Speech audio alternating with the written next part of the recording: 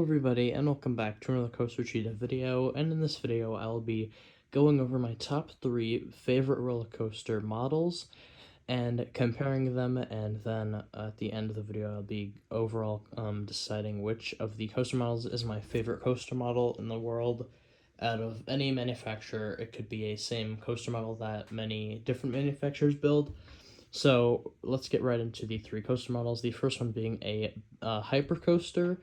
Now, this one goes for a lot of manufacturers, and I am definitely making it more of a standard hypercoaster model, like a B&M Hyper. This could also be a Giga Coaster, a Intamin, B&M, something like that, more standard. And this is a very cool coaster model because it could be anywhere from 200 to like 299 feet, or it could be, it could literally be like 50 feet tall, but then drop into a huge ravine and have like a 250-foot drop. That'd be crazy, but yeah, you could basically do anything as to classify it as a hypercoaster, and they're just very cool rides. You could have floater airtime, flojector airtime, or ejector airtime. And yeah, you can have airtime hills, turnaround, speed hills, like a lot of different elements. However, they are pretty much confined to the elements I just said, which are airtime hills, speed hills, overbank turns, and stuff like that. However, Intamin is kind of imagining some new types of they're kind of moving forward in developing new elements and stuff for hypercoasters, like on Hyperion, how there's that kind of like funky, like non-inverting dive loop, and as like kind of like a turnaround. Then splashdowns are also kind of on hypercoasters sometimes, and yeah, there's just a lot you can do with them. So great coaster model there. Then I would like to talk about the RMC iBox hybrid coaster model, and this is definitely a great coaster model, and a lot of people, I think, without question, would consider this their favorite. However, I almost feel like at this point, I don't wholeheartedly believe this, but I feel like the RMCs are kind of getting a little repetitive. For example, with Hershey Park's new RMC Wildcat, that coaster does look pretty good. However, it's just very similar to a lot of other coasters we've seen, and I think after a while, RMC, first of all, will run out of kind of consumers, because you can only have one RMC hybrid coaster at one park. That'd be kind of weird to have two. If they're the same coaster model, that'd be weird at any park for any coaster model. However, I honestly just do think that there's only so much you can do really with this coaster model, so it is pretty limited. However, every ride on an RMC with its airtime, hang time, and forces will be great. And now for the third and final coaster model, we have the multi-launch coaster. You can do so much with this. You can have 2 launches, 3 launches, 4 launches, all the way up to 9 launches, like on Hagrid's. And yeah, you can slow it down, have some awesome theming.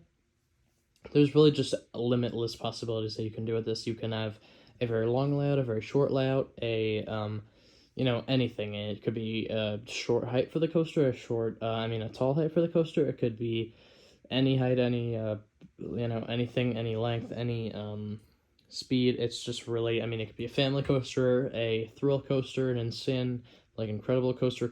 It could have like a limitless number of inversions or airtime moments or anything. Honestly, it's just, the possibilities are endless on the multi-launch coaster. And these 3 coaster models are all great, and they are definitely my top 3.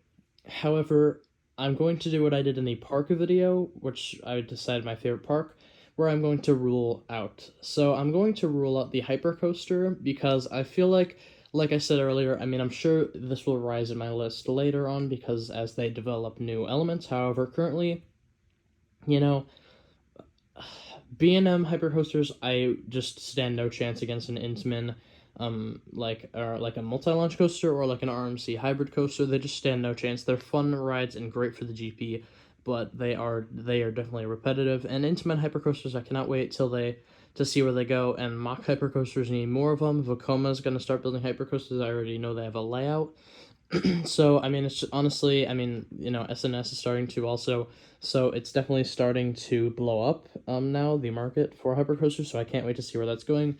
But currently, I'm going to rule it out. Now we have two very, very, very strong models here, coaster models. The multi-launch coaster, which if I had to pick one, I would pick the Intamin multi-launch, and then obviously the only the only company that makes iBox hybrid coasters are RMC. And I 100% think that most people in this circumstance would easily pick RMC. However, I'm actually gonna have to disagree there. I really just think I love multi-launch coasters. I definitely, technically you can, I guess, put a launch on a hybrid coaster. However, it did not really end up well at all on Lightning Rod. I mean, sure, that is a fantastic coaster, but the amount of probably expenses and downtime that Rad had, I really just don't think any park is willing to do that. I'm sure they will progress in the future. However, for now, they just really can't. And even a multi-launch coaster can actually have a lift hill. I mean, a launch lift hill, a chain lift hill, maybe have a launch later in the ride. I mean, it's just so limitless. So I am actually going to make my favorite coaster model of all time, the Intamin Blitz coaster, specifically the Intamin Blitz. However, I guess in general it is the multi-launch coaster. And this is basically made by, B&M is tapping into the market now. I think they are kind of just going to work on single launch coasters, but I know Gerstlauer, Mach, Intamin, SNS, well, SNS actually just pretty much does single launches also, but there are a lot of coaster companies that do this, Vekoma, and yeah, I just really love this coaster model, and I think that it is honestly a little bit underrated in terms of, because I feel like the ratio, if you were to ask someone which is a better coaster model, the RMC iBox hybrid coaster or the multi-launch coaster, I think most people would definitely say the hybrid coaster, and I just don't agree with that. However, it is my opinion, and they can have their own opinion. I just really like the uniqueness of these coasters, and I really hope that more multi-launch coasters will get built, because again, you can have like terrain coasters like Helix at Liseberg or Taiga at Linnamaki. So yeah, just basically limitless possibilities, and I cannot wait to see more of them. I also definitely love the other coaster the other coaster models that I listed in this video. They are my favorite, and yeah. So comment down below, guys, what you think of my list here and my number one. Also, if you did enjoy, please like and subscribe, and I hope to see you in the next video. Goodbye.